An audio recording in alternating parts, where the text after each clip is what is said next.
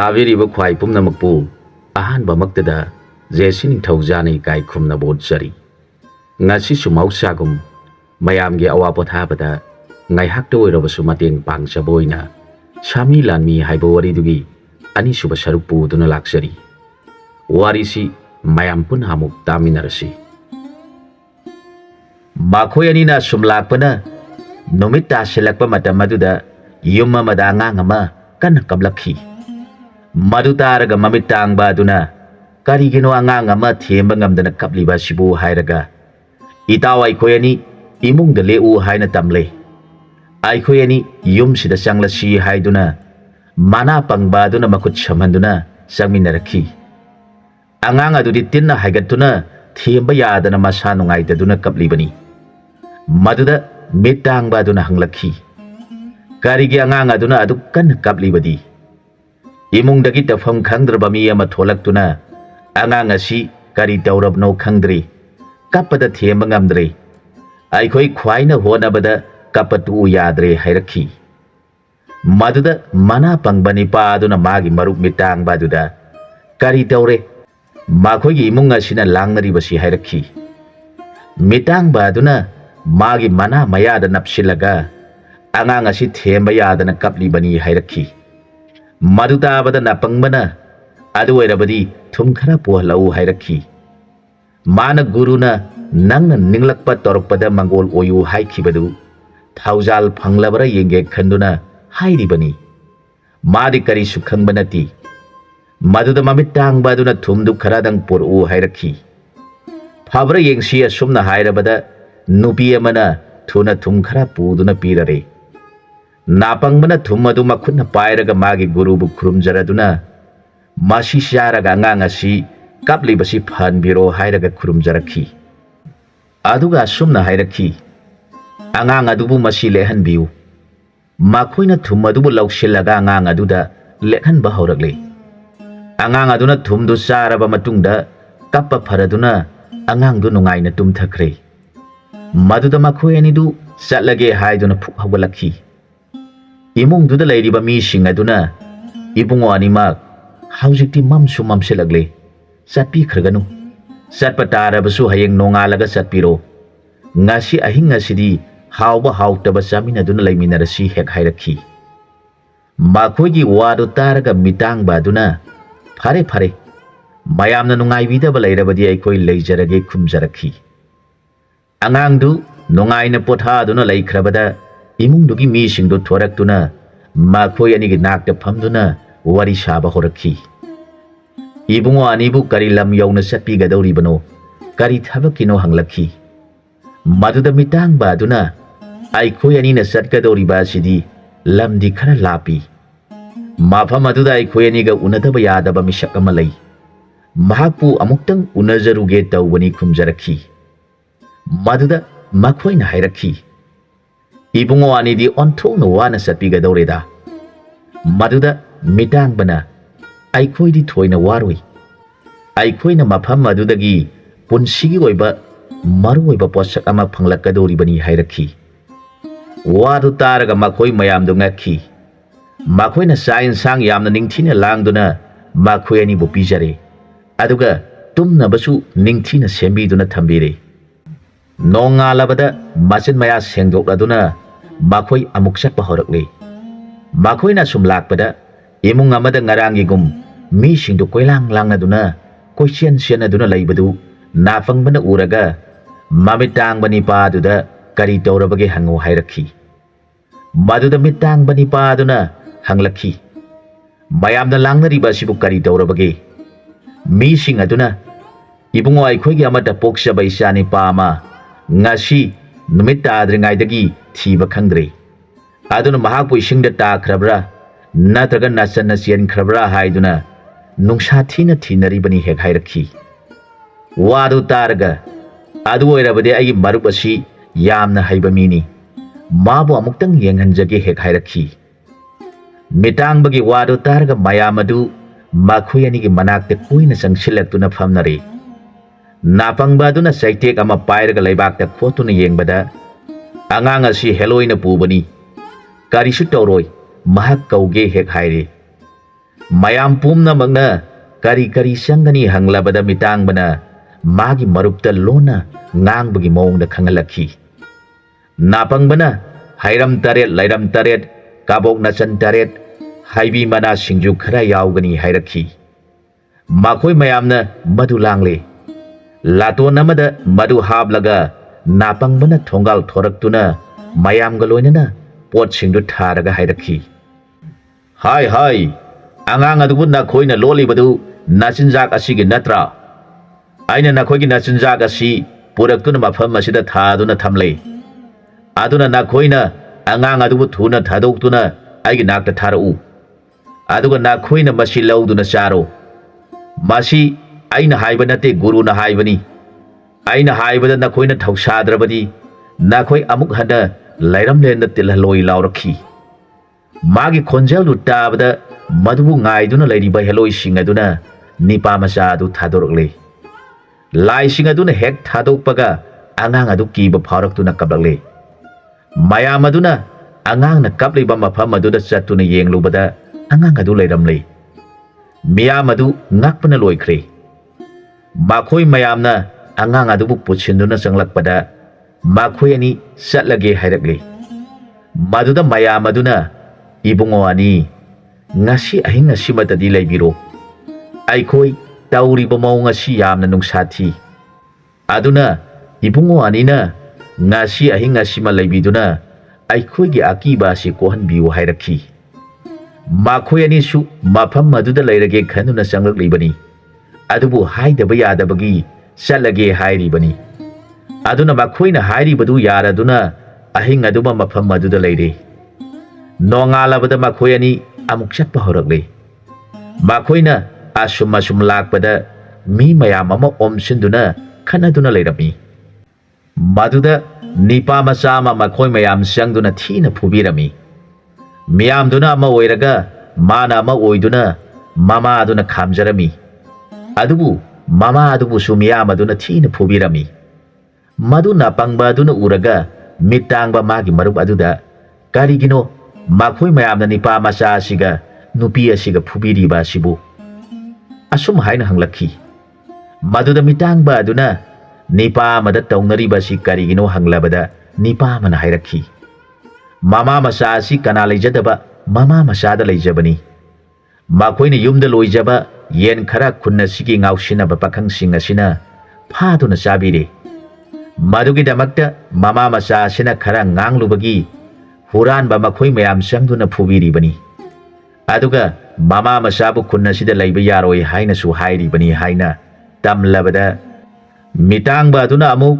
napang bada hairabada napang mudu yamna shauduna mayam adugi marakta sangsilaktuna kana su leijadabani pa masa adubu phubiriba mi singdu tap tap paiduna singthokle maduda mi singaduna kadaidage ngaubani pano aikhoi bu singthokna ba hona basari mahaga sisu phura si haiduna amana phugi hek tawbada napangba du yamna shauduna nipa du gi sayeng paiduna haire maduda nipa du upna tuduna laikre tauriba mawng aduda makhoi kharana masi halasi hairaga mabu phuna ba tawrakle napangbana changlak pamakhai loina singba yaw kawba yaw tawre makhoi amata magi nakta changba ngamdre mayamdu yamna kinare napangba aduna hairakhi handamukti nakhoi bu yengbirabani nathwai di kanbirage aduna nakhoina hukhiba yen singdu khudaga sida mahut singadabuni natrabadi nakhoi pumnamak amata lemna tharoi hairakhi magi matawadu ubada misang leijaramdraba mama macha aduna magi nakta sangsilaktuna poli poli lepsakhi mana nipa macha adubu konbiraduna hairakhi amu hana nangu thina tawba khudingmak aingonda takadobuni aina makhoibu loina hatkani hairakhi magi wadu taraga ngausinaba makhoi singaduna khudakta paisa poraktuna mama aduda khurumlaga makhoina lankhre yen singadudi makhoina chathokre aduna paisa si oina laubiro haijarakhi napangbadu yamna singbani pani mahakna hairakhi nakhoi ngausinaba kharana tawrabasu ꯉꯥꯎꯗꯕ ꯃꯌꯥꯝ ꯌꯥꯎꯔꯤꯕꯁꯤꯡ ꯑꯁꯤꯅ ꯀꯔꯤꯁꯨ ꯍꯥꯏꯗꯅ ꯂꯩꯔꯤꯕꯁꯤ ꯅꯈꯣꯏꯁꯨ ꯀꯥꯏꯁꯨꯝ ꯁꯪꯗ ꯊꯝꯗꯨꯅ ꯅꯥꯊꯤ ꯁꯤꯠꯄ ꯐꯥꯎꯕ ꯌꯩꯒꯗꯧꯔꯤꯕꯅꯤ ꯍꯥꯏꯔꯛꯈꯤ꯫ ꯃꯗꯨꯗ ꯌꯥꯎꯔꯝꯂꯤꯕ ꯂꯩꯀꯥꯏꯒꯤ ꯃꯤꯁꯤꯡ ꯄꯨꯝꯅꯃꯛꯇꯨ ꯏꯕꯨꯡꯉꯣ ꯑꯉꯝꯕ, ꯅꯅꯥꯏ ꯑꯩꯈꯣꯏꯗꯤ ꯃꯈꯣꯏꯒꯤ ꯃꯊꯛꯇ ꯀꯔꯤꯁꯨ ꯍꯥꯏꯖꯕ ꯉꯝꯗꯗꯨꯅ ꯂꯩꯔꯤꯕꯅꯤ꯫ ꯅꯅꯥꯏ ꯑꯩꯈꯣꯏꯕꯨ ꯉꯥꯛꯄꯤꯌꯨ, ꯃꯇꯨꯡꯗꯗꯤ ꯃꯃꯥ ꯃꯆꯥꯗ ꯊꯤꯅ ꯇꯧꯕ ꯄꯨꯝꯅꯃꯛ ꯑꯩꯈꯣꯏꯅ ꯊꯦꯡꯅꯖꯔꯒꯦ ꯍꯥꯏꯔꯛꯈꯤ꯫ ꯃꯗꯨꯗ ꯃꯤꯇꯥꯡꯕ ꯑꯗꯨꯅ ꯑꯃꯨꯛ ꯍꯥꯏꯔꯛꯈꯤ, ꯂꯥꯛꯂꯤꯕ ꯅꯤꯄꯥ ꯑꯁꯤ ꯅꯤꯡꯊꯧꯒꯤ ꯃꯅꯥꯏ ꯑꯆꯥꯟꯕꯅꯤ, ꯃꯥꯒꯤ ꯃꯁꯥꯗ ꯊꯥꯡ ꯇꯥ ꯀꯔꯤꯁꯨ ꯆꯪꯗꯕꯅꯤ, ꯐꯨꯅ ꯆꯩꯅꯕ ꯌꯥꯝꯅ ꯍꯩꯕꯅꯤ, ꯃꯍꯥꯛꯄꯨ ꯅꯤꯡꯊꯧꯅ ꯂꯝꯍꯦꯟꯕ ꯀꯅꯥ ꯀꯅꯥ ꯂꯩꯕꯒꯦ ꯊꯤꯔꯨꯁꯣ ꯍꯥꯏꯗꯨꯅ ꯊꯥꯔꯛꯂꯤꯕꯅꯤ꯫ ꯃꯤꯠ ꯇꯥꯡꯕ ꯑꯩꯒ ꯂꯣꯏꯅꯅ ꯆꯠꯂꯕꯗꯤ ꯂꯝꯍꯦꯟꯕ ꯉꯥꯎꯁꯤꯟꯅꯕꯁꯤꯡꯅ ꯎꯁꯤꯠꯇꯗꯨꯅ ꯑꯩꯈꯣꯏꯗ ꯑꯀꯥꯏꯕ ꯇꯧꯕ ꯑꯃꯗꯤ ꯂꯩꯀꯥꯏꯗ ꯑꯀꯥꯏꯕ ꯇꯧꯔꯤꯕ ꯄꯨꯝꯅꯃꯛ ꯈꯪꯗꯣꯛꯂꯒ ꯀꯣꯅꯨꯡꯗꯒꯤ ꯂꯥꯟꯃꯤ ꯊꯥꯔꯛꯇꯨꯅ ꯐꯥꯔꯒ ꯋꯥꯔꯛꯀꯗꯧꯔꯤꯕꯅꯤ꯫ ꯑꯗꯨꯅ ꯃꯍꯥꯛꯄꯨ ꯁꯥꯎꯍꯟꯒꯅꯨ, ꯅꯈꯣꯏꯅ ꯅꯤꯡꯊꯤꯅ ꯊꯦꯝꯗꯨꯅ ꯃꯥꯕꯨ ꯁꯥꯎꯗꯅꯕ ꯇꯧ ꯍꯥꯏꯔꯛꯈꯤ꯫ ꯑꯗꯨꯒꯤ ꯃꯊꯛꯇ ꯂꯩꯀꯥꯏꯒꯤ ꯃꯤ ꯐꯨꯕꯗ ꯈꯥꯝꯗꯅ ꯌꯦꯡꯗꯨꯅ ꯂꯩꯔꯤꯕ ꯄ꯭ꯔꯖꯥ ꯃꯌꯥꯝ ꯑꯁꯤꯁꯨ ꯑꯋꯥꯕ ꯁꯣꯏꯗꯅ ꯇꯥꯔꯒꯅꯤ꯫ ꯃꯍꯥꯛꯅ ꯀꯣꯅꯨꯡ ꯌꯧꯈ꯭ꯔꯒ ꯂꯥꯟꯃꯤ ꯃꯌꯥꯝ ꯂꯥꯛꯇꯨꯅ ꯁꯣꯏꯗꯅ ꯐꯥꯗꯨꯅ ꯐꯨꯔꯒꯅꯤ ꯍꯥꯏꯔꯛꯈꯤ꯫ ꯌꯦꯡꯉꯨ, ꯑꯩꯁꯨ ꯅꯍꯥ ꯑꯣꯏꯔꯤꯉꯩꯗ ꯉꯥꯎꯁꯤꯟꯅꯔꯤꯕꯅꯤ ꯍꯥꯏꯗꯨꯅ ꯇꯧꯔꯨꯕꯗꯒꯤ ꯅꯤꯡꯊꯧꯒꯤ ꯂꯥꯟꯃꯤꯁꯤꯡꯅ ꯐꯨꯕꯗ ꯃꯤꯠꯇ ꯁꯣꯛꯈꯤꯗꯨꯅ ꯃꯤꯠ ꯑꯅꯤꯃꯛ ꯇꯥꯡꯂꯤꯕ ꯑꯁꯤꯅꯤ ꯍꯥꯏꯔꯛꯈꯤ꯫ ꯃꯤꯇꯥꯡꯕꯒꯤ ꯋꯥꯗꯨ ꯇꯥꯕꯗ ꯇꯤꯜꯂꯤꯕ ꯃꯤꯌꯥꯝ ꯑꯗꯨꯅ ꯍꯥꯏꯔꯤꯕꯁꯤꯗꯤ ꯑꯩꯈꯣꯏ ꯃꯌꯥꯝ ꯑꯋꯥꯕ ꯁꯣꯏꯗꯅ ꯇꯥꯔꯒꯅꯤ, ꯑꯗꯨꯅ ꯂꯝꯍꯦꯟꯕꯁꯤꯡ ꯑꯁꯤꯒꯤ ꯃꯃꯥ ꯃꯄꯥꯁꯤꯡ ꯑꯗꯨꯁꯨ ꯇꯥꯛꯇꯨꯅ ꯃꯉꯣꯟꯗ ꯁꯥꯎꯗꯅꯕ ꯍꯥꯏꯖꯍꯧꯔꯁꯤ ꯈꯟꯅꯗꯨꯅ ꯃꯌꯥꯝ ꯑꯗꯨꯅ ꯏꯕꯨꯡꯉꯣ ꯑꯉꯝꯕ, ꯅꯅꯥꯏ ꯑꯩꯈꯣꯏꯗꯤ ꯈꯪꯖꯗꯕꯅ ꯃꯃꯥ ꯃꯆꯥꯒꯤ ꯃꯐꯝꯗ ꯂꯥꯟꯈ꯭ꯔꯦ, ꯃꯇꯨꯡ ꯑꯃꯨꯛ ꯍꯟꯅ ꯏꯆꯥꯁꯤꯡ ꯑꯁꯤꯅ ꯑꯁꯤꯒꯨꯝꯕ ꯊꯕꯛ ꯑꯁꯤ ꯇꯧꯍꯟꯖꯔꯔꯣꯏ, ꯃꯃꯥ ꯃꯆꯥꯒꯤ ꯑꯁꯣꯛꯄ ꯃꯁꯥꯁꯤꯡ ꯑꯁꯤꯁꯨ ꯑꯩꯈꯣꯏꯅ ꯂꯥꯌꯦꯡꯖꯔꯒꯦ, ꯑꯗꯨꯒ ꯃꯈꯣꯏ ꯑꯅꯤꯒꯤ ꯆꯥꯅꯕꯁꯨ ꯆꯍꯤ ꯑꯃꯒꯤ ꯄꯤꯖꯔꯒꯦ ꯍꯥꯏꯗꯨꯅ ꯃꯃꯥ ꯃꯄꯥ ꯑꯣꯏꯕꯁꯤꯡ ꯑꯗꯨꯅ ꯐꯧ ꯕꯣꯔꯥ 10 ꯈꯛꯀ ꯂꯣꯏꯅꯅ ꯁꯦꯟ ꯊꯨꯝ ꯄꯤꯔꯗꯨꯅ ꯃꯃꯥ ꯃꯆꯥꯗ ꯅꯈꯣꯏ ꯅꯃꯥꯅ ꯆꯥꯅ ꯑꯉꯝꯕ ꯏꯕꯨꯡꯉꯣ ꯑꯁꯤꯕꯨ ꯁꯥꯎꯗꯅꯕ ꯈꯔ ꯍꯥꯏꯅꯕꯤꯌꯨ, ꯃꯈꯣꯏ ꯑꯅꯤꯒꯤ ꯉꯁꯤꯒꯤ ꯆꯥꯅꯕꯁꯨ ꯑꯩꯈꯣꯏꯅ ꯅꯪꯒꯤꯗ ꯄꯨꯖꯔꯛꯂꯒꯦ ꯍꯥꯏꯖꯔꯛꯈꯤ꯫ ꯑꯉꯥꯡꯒꯤ ꯃꯃꯥ ꯑꯗꯨꯅ ꯐꯔꯦ ꯐꯔꯦ, ꯃꯌꯥꯝꯅ ꯍꯥꯏꯔꯕꯅꯤꯅ ꯑꯩꯁꯨ ꯌꯥꯖꯔꯒꯦ ꯈꯨꯝꯈꯤ꯫ ꯃꯗꯨꯗ ꯃꯤꯇꯥꯡꯕꯅ ꯃꯌꯥꯝ ꯑꯗꯨꯗ ꯍꯥꯏꯔꯛꯈꯤ, ꯏꯆꯤꯟ ꯏꯅꯥꯎ ꯏꯄꯥ ꯏꯄꯟ ꯄꯨꯝꯅꯃꯛ ꯑꯩꯒꯤ ꯅꯥꯛꯇ ꯆꯪꯁꯤꯟꯕꯤꯔꯛꯎ, ꯑꯉꯝꯕ ꯑꯗꯨ ꯈꯔ ꯁꯥꯎꯔꯤ,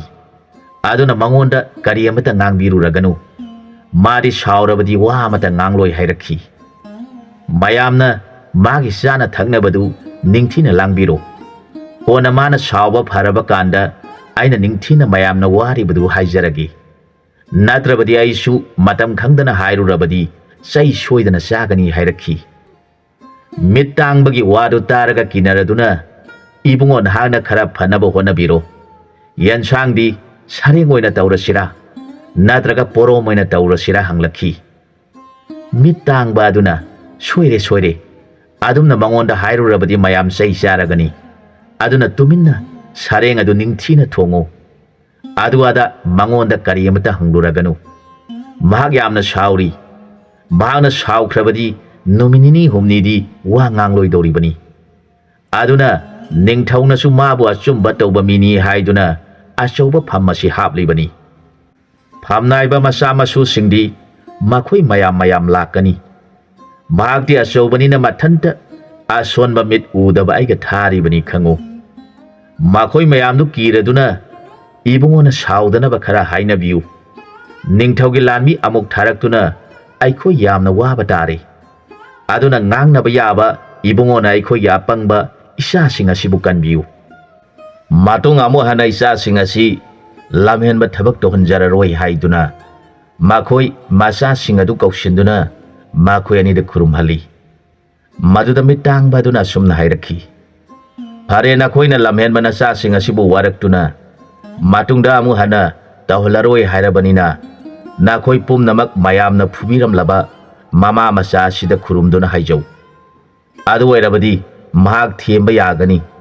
ꯅꯠꯇ꯭ꯔꯕꯗꯤ ꯃꯍꯥꯛ ꯋꯥ ꯉꯥꯡꯗꯅ ꯁꯥꯎꯗꯨꯅ ꯆꯠꯈ꯭ꯔꯒ ꯅꯤꯡꯊꯧꯒꯤ ꯃꯅꯥꯏ ꯃꯌꯥꯝ ꯊꯥꯔꯛꯀꯅꯤ,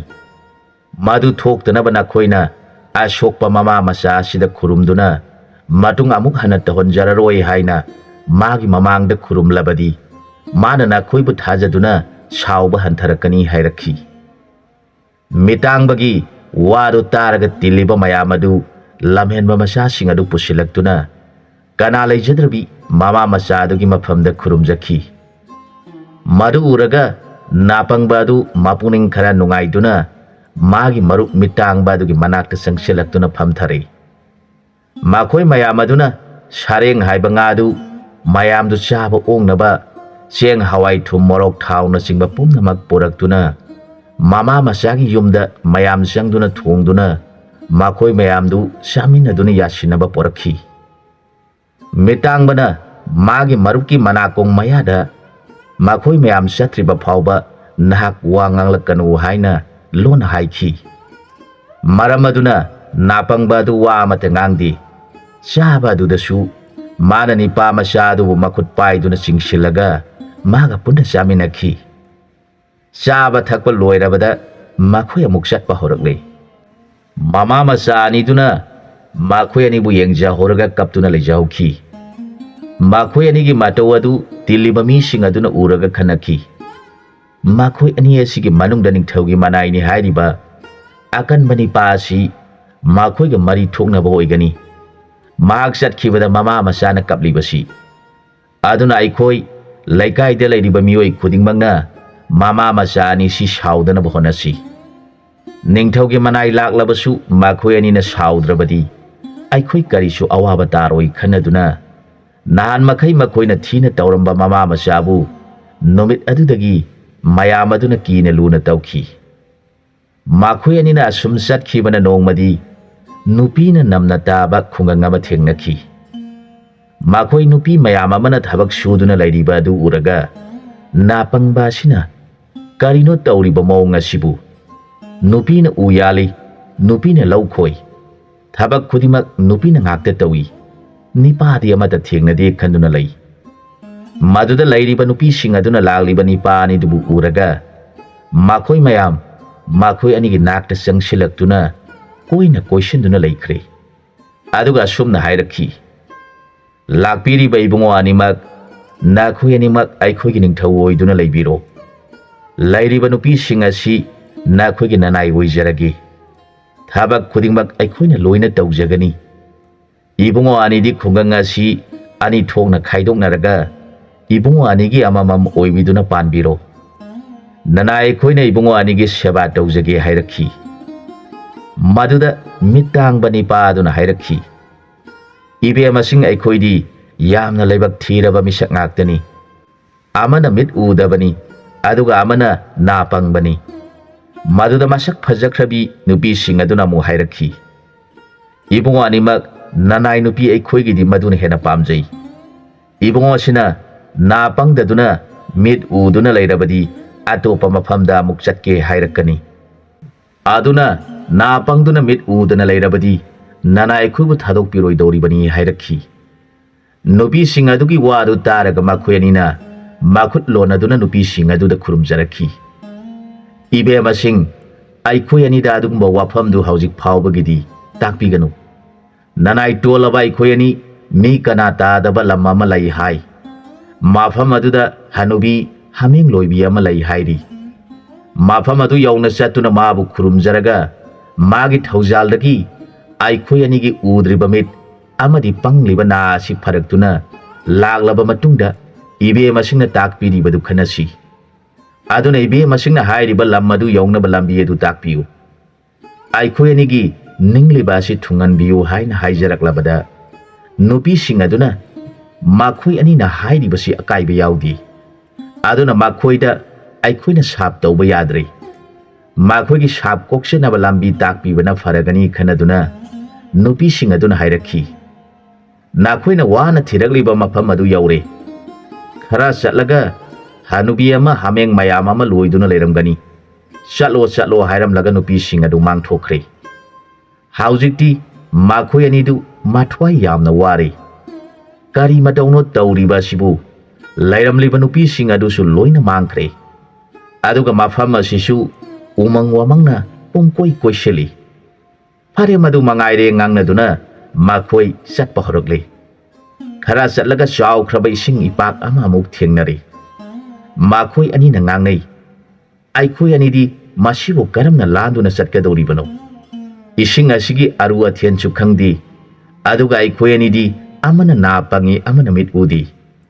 ꯏꯄꯥꯛ ꯑꯁꯤ ꯃꯇꯧ ꯀꯔꯝꯅ ꯂꯥꯟꯒꯅꯤ ꯍꯥꯏꯅ ꯅꯥ ꯄꯪꯕ ꯃꯤꯠ ꯎꯕ ꯑꯗꯨꯅ ꯋꯥꯈꯜ ꯈꯟꯗꯨꯅ ꯂꯩꯈ꯭ꯔꯦ꯫ ꯋꯥꯈꯜ ꯈꯟꯐꯝ ꯈꯪꯂꯛꯇ꯭ꯔꯕꯗ ꯅꯍꯥꯟ ꯃꯥꯅ ꯑꯣꯖꯥꯅꯤ ꯍꯥꯏꯗꯨꯅ ꯃꯍꯩ ꯇꯝꯕ ꯆꯠꯈꯤꯕ ꯑꯣꯖꯥ ꯑꯗꯨꯕꯨ ꯅꯤꯡꯁꯤꯡꯂꯛꯈꯤ꯫ ꯃꯈꯣꯏꯅ ꯋꯥꯔꯤꯕꯗꯨ ꯒꯨꯔꯨ ꯑꯗꯨꯅ ꯂꯣꯏꯅ ꯎꯏ꯫ ꯃꯈꯣꯏ ꯑꯅꯤꯒꯤ ꯊꯃꯣꯏ ꯃꯁꯛ ꯈꯪꯒꯦ ꯍꯥꯏꯕꯒꯤꯗꯃꯛ ꯒꯨꯔꯨ ꯑꯗꯨꯅ ꯅꯨꯄꯤ ꯃꯌꯥꯝ ꯑꯣꯟꯗꯨꯅ ꯊꯣꯛꯍꯜꯂꯤꯕꯅꯤ, ꯑꯃꯗꯤ ꯏꯁꯤꯡꯒꯤ ꯏꯄꯥꯛ ꯑꯣꯏꯗꯨꯅ ꯎꯍꯟꯗꯨꯅ ꯃꯈꯣꯏꯒꯤ ꯊꯃꯣꯏꯕꯨ ꯆꯥꯡ ꯂꯧꯔꯤꯕꯅꯤ꯫ ꯃꯈꯣꯏꯒꯤ ꯑꯣꯖꯥ ꯒꯨꯔꯨ ꯑꯣꯏꯔꯤꯕ ꯅꯤꯄꯥ ꯑꯁꯤꯁꯨ ꯑꯇꯣꯞꯄ ꯑꯃ ꯅꯠꯇꯦ, ꯅꯍꯥꯟꯃꯨꯛꯀꯤ ꯃꯄꯣꯛꯇ ꯃꯈꯣꯏ ꯑꯅꯤꯅ ꯂꯥꯏꯅꯤꯡꯕ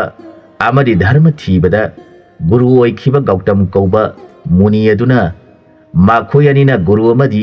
ꯒꯨꯔꯨ ꯃꯇꯥꯗ ꯀꯥꯏꯖꯈꯤꯗꯕ ꯑꯗꯨꯃꯛꯅ ꯃꯈꯣꯏꯒꯤ ꯎꯄꯥꯏ ꯑꯣꯏꯒꯦ ꯈꯟꯗꯨꯅ ꯄꯣꯛꯈꯤꯕ ꯅꯤꯄꯥꯅꯤ꯫ ꯑꯗꯨꯅ ꯃꯥꯅ ꯃꯃꯤꯠ ꯎꯏꯁꯤꯟꯗꯨꯅ ꯌꯦꯡꯕꯗ ꯂꯣꯏꯅ ꯎꯔꯗꯨꯅ ꯒꯨꯔꯨꯒꯤ ꯅꯨꯄꯤ ꯒꯧꯇꯃꯅꯤ ꯀꯧꯕ ꯒꯨꯔꯨ ꯃꯇꯥ ꯑꯗꯨꯅ ꯃꯆꯥꯅꯤ ꯍꯥꯏꯕ ꯋꯥꯈꯜ ꯂꯩꯇꯅ ꯃꯈꯣꯏ ꯑꯅꯤꯒꯤ ꯃꯐꯝꯗ ꯑꯄꯥꯝ ꯅꯨꯡꯁꯤꯒꯤ ꯋꯥꯈꯜ ꯊꯝꯂꯨꯕꯗꯒꯤ ꯁꯥꯞ ꯑꯗꯨꯃꯛꯇꯅ ꯃꯍꯥꯛ ꯍꯥꯃꯦꯡ ꯑꯣꯏꯅ ꯄꯣꯛꯇꯨꯅ ꯃꯥꯒꯤ ꯁꯪꯒꯣꯝ ꯑꯗꯨ ꯆꯥꯔꯒ ꯃꯈꯣꯏ ꯑꯅꯤꯅ ꯃꯥꯅ ꯍꯥꯏꯕ ꯏꯟꯗꯕꯒꯤ ꯄꯥꯞ ꯑꯗꯨ ꯀꯣꯛꯁꯅꯕ ꯉꯥꯏꯗꯨꯅ ꯂꯩꯔꯤꯕꯅꯤ꯫ ꯑꯗꯨꯒ ꯍꯅꯨꯕꯤ ꯑꯣꯏꯔꯤꯕꯤ ꯍꯥꯃꯦꯡ ꯂꯣꯏꯕꯤ ꯑꯁꯤꯁꯨ ꯃꯨꯅꯤ ꯑꯣꯏꯕ ꯒꯧꯇꯝꯒꯤ ꯁꯛꯇꯤꯗꯒꯤ ꯄꯨꯊꯣꯛꯇꯨꯅ ꯍꯅꯨꯕꯤ ꯑꯃꯨꯛ ꯑꯣꯏ, ꯑꯃꯨꯛ ꯑꯈꯪꯕ ꯃꯥꯏꯕ ꯒꯨꯔꯨ ꯑꯃꯨꯛ ꯑꯣꯏ ꯇꯧꯗꯨꯅ ꯃꯍꯥꯛꯅ ꯃꯆꯥ ꯅꯨꯡꯁꯤꯈ꯭ꯔꯕ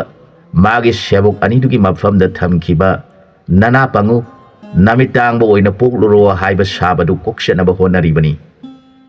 ꯃꯈꯣꯏ ꯑꯅꯤꯗꯨ ꯋꯥꯈꯜ ꯂꯥꯝꯕ ꯐꯪꯗꯕꯗꯒꯤ ꯃꯐꯝ ꯑꯗꯨꯗ ꯐꯝꯗꯨꯅ ꯂꯩꯔꯝꯕꯗꯒꯤ ꯃꯈꯣꯏ ꯑꯅꯤꯃꯛ ꯇꯨꯝꯊꯈ꯭ꯔꯦ꯫ ꯃꯈꯣꯏꯅ ꯃꯤꯀꯞ ꯊꯣꯛꯂꯛꯄ ꯃꯇꯝ ꯑꯗꯨꯗꯗꯤ ꯂꯥꯏꯖꯩ ꯄꯥꯛꯇꯨ ꯂꯩꯔꯝꯗ꯭ꯔꯦ꯫ ꯃꯈꯣꯏ ꯉꯛꯄꯅ ꯂꯣꯏꯈ꯭ꯔꯦ꯫ ꯃꯈꯣꯏ ꯑꯅꯤꯅ ꯈꯟꯅꯩ, ꯃꯔꯨꯞ, ꯑꯩꯈꯣꯏ ꯑꯅꯤ ꯍꯧꯖꯤꯛ ꯆꯠꯄ ꯃꯇꯝ ꯆꯥꯗ꯭ꯔꯦ, ꯂꯦꯛꯄ ꯌꯥꯕ ꯃꯐꯝ ꯌꯦꯡꯂꯒ ꯉꯁꯤ ꯑꯍꯤꯡ ꯑꯁꯤꯃ ꯂꯦꯜꯂꯁꯤ꯫ ꯑꯗꯨꯅ ꯑꯩꯈꯣꯏꯅ ꯄꯨꯔꯛꯄ ꯆꯦꯡꯄꯥꯛ ꯑꯁꯤ ꯈꯔ ꯆꯥꯔꯒ ꯇꯨꯝꯕꯥꯒꯤ ꯏꯁꯤꯡ ꯑꯁꯤ ꯊꯛꯇꯨꯅ ꯂꯦꯜꯂꯁꯤ ꯍꯥꯏꯅꯗꯨꯅ ꯂꯩꯔꯦ꯫ ꯑꯉꯛꯄꯗꯤ ꯅꯣꯡꯉꯥꯜꯂꯛꯄ ꯃꯇꯝꯗ ꯃꯈꯣꯏꯅ ꯂꯩꯔꯤꯕ ꯃꯐꯝ ꯑꯗꯨꯗ ꯍꯥꯃꯦꯡ ꯃꯌꯥꯝ ꯑꯃ ꯁꯖꯤꯛ ꯆꯥꯗꯨꯅ ꯂꯩꯕ ꯎꯔꯦ꯫ ꯃꯈꯣꯏ ꯑꯅꯤꯅ, ꯃꯔꯨꯞ, ꯍꯥꯃꯦꯡ ꯂꯩꯔꯦ, ꯁꯣꯏꯗꯅ ꯍꯅꯨꯕꯤꯗꯨ ꯃꯐꯝ ꯑꯁꯤꯗ ꯂꯩꯔꯝꯂꯒꯅꯤ, ꯊꯤꯔꯁꯤ ꯈꯟꯅꯗꯨꯅ ꯁꯪ ꯂꯩꯕ ꯃꯐꯝ ꯌꯦꯡꯂꯛꯂꯤ꯫ ꯑꯉꯛꯄꯒꯤ ꯃꯑꯣꯡꯅꯤ, ꯆꯦꯛꯁꯤꯟꯅ ꯁꯥꯔꯕ ꯁꯪ ꯈꯔ ꯎꯔꯦ꯫ ꯍꯅꯨꯕꯤꯗꯨꯅ ꯁꯪ ꯑꯃꯗ ꯂꯩꯔꯒ ꯑꯇꯣꯞꯄ ꯁꯪꯁꯤꯡ ꯑꯗꯨꯅ ꯍꯥꯃꯦꯡꯁꯤꯡꯒꯤ ꯑꯣꯏꯍꯜꯂꯤ꯫ ꯍꯅꯨꯕꯤꯗꯨꯅ ꯂꯩꯔꯤꯕꯗꯨ ꯆꯥꯛꯁꯨ ꯊꯣꯡꯗꯨꯅ ꯆꯥꯕꯒꯤ ꯈꯨꯗꯝ ꯑꯃꯠꯇ ꯐꯪꯗꯦ꯫ ꯃꯍꯥꯛ ꯁꯪ ꯑꯗꯨꯒꯤ ꯃꯅꯨꯡꯗ ꯐꯖꯕ ꯐꯤꯗꯥ ꯑꯃ ꯊꯥꯔꯒ ꯃꯗꯨꯒꯤ ꯃꯊꯛꯇ ꯐꯝꯗꯨꯅ ꯂꯩ꯫ ꯃꯈꯣꯏ ꯑꯅꯤꯅ ꯆꯪꯁꯤꯟꯗꯨꯅ ꯍꯅꯨꯕꯤ ꯑꯗꯨꯕꯨ ꯈꯨꯔꯨꯝꯖꯔꯗꯨꯅ, ꯏꯃꯥ, ꯑꯩꯈꯣꯏ ꯑꯅꯤ ꯗꯣꯁ ꯑꯃ ꯂꯩꯕꯗꯒꯤ ꯏꯃꯥꯅ ꯀꯣꯛꯄꯤꯅꯕ ꯍꯥꯏꯗꯨꯅ ꯏꯃꯥꯕꯨ ꯊꯤꯖꯔꯛꯄꯗ ꯑꯉꯛꯄ ꯀꯌꯥꯁꯨ ꯊꯦꯡꯅꯖꯔꯛꯏ꯫ ꯍꯧꯖꯤꯛꯇꯤ ꯏꯃꯥꯒꯤ ꯊꯧꯖꯥꯜꯗꯒꯤ ꯑꯩꯈꯣꯏꯕꯨ ꯅꯍꯥꯟꯃꯨꯛꯀꯤ ꯃꯄꯣꯛꯀꯤ ꯗꯣꯁ ꯀꯣꯛꯆꯅꯕ ꯂꯝꯕꯤ ꯑꯃꯇꯪ ꯇꯥꯛꯄꯤꯌꯨ ꯍꯥꯏꯖꯔꯛꯈꯤ꯫ ꯃꯈꯣꯏ ꯑꯅꯤꯕꯨ ꯃꯨꯟꯅ ꯌꯦꯡꯂꯒ ꯍꯅꯨꯕꯤꯗꯨꯅ, ꯅꯨꯡꯁꯤꯗ, ꯅꯈꯣꯏ ꯅꯔꯥ ꯂꯩꯇꯅ ꯗꯣꯁ ꯐꯪꯂꯕ? ꯐꯔꯦ, ꯏꯃꯥꯅ ꯅꯈꯣꯏ ꯑꯅꯤꯕꯨ ꯉꯥꯏꯔꯛꯄ ꯀꯨꯏꯔꯕꯅꯤ, ꯑꯗꯨꯅ ꯍꯧꯖꯤꯛꯇꯤ ꯅꯈꯣꯏ ꯅꯄꯥꯞ ꯀꯣꯛꯆꯅꯕ ꯏꯃꯥꯅ ꯇꯥꯛꯄꯤꯔꯒꯅꯤ꯫ ꯑꯩꯒꯤ ꯍꯥꯃꯦꯡ ꯃꯌꯥꯝ ꯑꯁꯤꯒꯤ ꯃꯅꯨꯡꯗ ꯃꯆꯥ ꯑꯅꯧꯕ ꯆꯦꯟꯕꯤ ꯍꯥꯃꯦꯡ ꯑꯆꯧꯕ ꯑꯃ ꯌꯥꯎꯔꯤꯕꯗꯨ ꯉꯁꯤ ꯅꯨꯃꯤꯗꯥꯡ ꯑꯁꯤꯗ ꯃꯃꯥꯒ ꯃꯆꯥꯒ ꯑꯅꯤꯗꯨ ꯇꯣꯉꯥꯟ ꯇꯣꯉꯥꯟ ꯊꯝꯗꯨꯅ ꯃꯄꯤꯒꯤ ꯃꯈꯣꯝ ꯄꯤꯊꯛꯀꯅꯨ꯫ ꯑꯗꯨꯅ ꯅꯈꯣꯏ ꯑꯅꯤꯅ ꯆꯤꯡꯈꯩ ꯊꯥꯡꯂꯛꯄ ꯃꯇꯝꯗ ꯍꯧꯒꯠꯇꯨꯅ ꯅꯆꯤꯟ ꯅꯌꯥ ꯁꯦꯡꯗꯣꯛꯂꯒ ꯃꯆꯥ ꯑꯗꯨꯒ ꯃꯃꯥ ꯑꯗꯨꯒ ꯎꯅꯍꯟꯗꯨꯅ ꯃꯈꯣꯝ ꯄꯤꯊꯛꯄ ꯃꯇꯝꯗ ꯑꯃꯅ ꯃꯆꯥ ꯑꯗꯨꯕꯨ ꯐꯥꯔꯒ ꯑꯃꯅ ꯃꯄꯤ ꯑꯗꯨꯒꯤ ꯁꯪꯒꯣꯝ ꯑꯗꯨ ꯁꯨꯝꯒꯗꯧꯕꯅꯤ꯫ ꯃꯉꯣꯟꯗꯒꯤ ꯁꯨꯝꯂꯛꯄ ꯁꯪꯒꯣꯝ ꯑꯗꯨꯅ ꯅꯈꯣꯏ ꯑꯅꯤꯅ ꯈꯔ ꯈꯔ ꯊꯛꯆꯔꯣ, ꯑꯗꯨꯒ ꯅꯃꯤꯠ ꯎꯗꯕ ꯅꯍꯥꯛꯅ ꯅꯃꯤꯠ ꯑꯅꯤꯃꯛꯇ ꯈꯔ ꯈꯔ ꯍꯥꯞꯄꯨ꯫ ꯅꯅꯥ ꯄꯪꯕ ꯅꯍꯥꯛꯁꯨ ꯑꯄꯪꯕ ꯅꯅꯥꯁꯤꯡ ꯑꯗꯨꯗ ꯈꯔ ꯈꯔ ꯍꯥꯞꯄꯨ, ꯑꯗꯨꯒ ꯑꯔꯦꯝꯕꯁꯤꯡ ꯑꯗꯨꯅ ꯅꯁꯥ ꯄꯨꯝꯅꯃꯛ ꯇꯩꯊꯣꯛꯎ꯫ ꯃꯗꯨꯒꯤ ꯃꯇꯨꯡꯗ ꯂꯦꯝꯍꯧꯔꯤꯕꯁꯤꯡ ꯑꯗꯨꯅ ꯅꯈꯣꯏ ꯑꯅꯤ ꯌꯦꯟꯅꯗꯨꯅ ꯊꯛꯇꯣꯛꯎ꯫ ꯑꯗꯨꯝ ꯇꯧꯔꯕꯗꯤ ꯅꯈꯣꯏ ꯑꯅꯤꯃꯛ ꯗꯣꯁ ꯀꯣꯛꯂꯒꯅꯤ ꯍꯥꯏꯔꯛꯈꯤ꯫ ꯍꯅꯨꯕꯤꯗꯨꯅ ꯍꯥꯃꯦꯡ ꯃꯌꯥꯝ ꯑꯗꯨꯕꯨ ꯀꯧꯁꯤꯜꯂꯦ꯫ ꯃꯗꯨꯗ ꯍꯥꯃꯦꯡꯁꯤꯡ ꯑꯗꯨ ꯂꯣꯏꯅꯃꯛ ꯆꯦꯟꯁꯤꯜꯂꯛꯈꯤ꯫ ꯃꯗꯨꯗ ꯃꯈꯣꯏ ꯑꯅꯤꯅ hameng mapi masa nauna popi ama yauribadu sang amagi manungda thamle aduga masa adubuna sang amagi manungda thamlaga thong lonchinduna makhoi anina porakpa sempak adu saduna ahing adu lelabada singkhai thanglakpa matamda makhoi ani masa sengdoksaraga hameng masa adubu mamagi nakte pusinduna makhom pithakpa horakle hamengi makhomna tarakpa matamda mitangba adubu masa adu singtho halaga napang baduna hamengi sangom sumle nahanmuki mapoki shap laibana hameng mapi adu sangom sumbadu bera kari su tawramdi yamna nungaina sumhali makhoi ani hameng makhom sumbal oiraduna hanubibu khurumjaraduna haijarakhi ima nasani gi nahanmuki dos kokshanaba hamengi sangom asi thaksaragi hangacharakhi maduda hanubi aduna thaksaro haibirakhi madugi tungda napangba aduna magi guru bu khurumjarakhi lamdam tamna lehauraba gurudev nanai hangna arapa mafam asidagi guru gi saran bu khurumjari guru na takpirakpa thabak adu nanai khoina ngasi pangthoksaragi guru na thaujan biduna nanai khoigi dos asi kokshaduna napangba amadi mit udaba asi kokshaduna taibangda mit uba na taba haibadu oijarage haina khurumjarakhi makhoi anigi matau adu hanubi aduna munna yengduna lei hanubi adu mamitagi mapi taraga kapli nahanmuki mapokta makhoi ani sibo aigi inai oiduna dharma sengna leijarakpani adubu laigi sangyengda makhoi ani awabu oiduna leirabada aina makhoi ani ge akaiba leitabana makhoi gi phanaba honaribani khanduna kapli makhoi ani na hamengi makhomdu khara thaksari mamit manada hapsari aduga masa pumnamak loina sin thungna daithoksari madugi tungda lemhauriba sangom maduna makhoi ani yanaduna thaksali madugi matungda makhoi ani gi haksang singdu mangan amagum phong lawba wakhal ama lagle madudagidi makhoi ani mak mana tari mamit ure makhoi ani na hanna yengthokhibada hanubi adu su leiramdre aduga hameng mayam adusu amata leiramdre maduda makhoi ani mak yamna ngaknakhi makhoi ani mafam aduda makhoi na purakpa sengpak makhoi na saba loidriba nambo adudagi khara sini angangba khara tumbada asing baising soluduna mafam aduda una apakpa ma hektuna tharaga leiramliba hanubi amadi hameng oiramba pomnamaki mafamda katcharaga makhoi ani sengpak adu saraga amuk hana nahan makhoina lakpa lambi aduda lakhi matang aswaida wari sigi ani suba saruk losinjari ahum suba sarukta mayamga puna amuk thengnaminarasi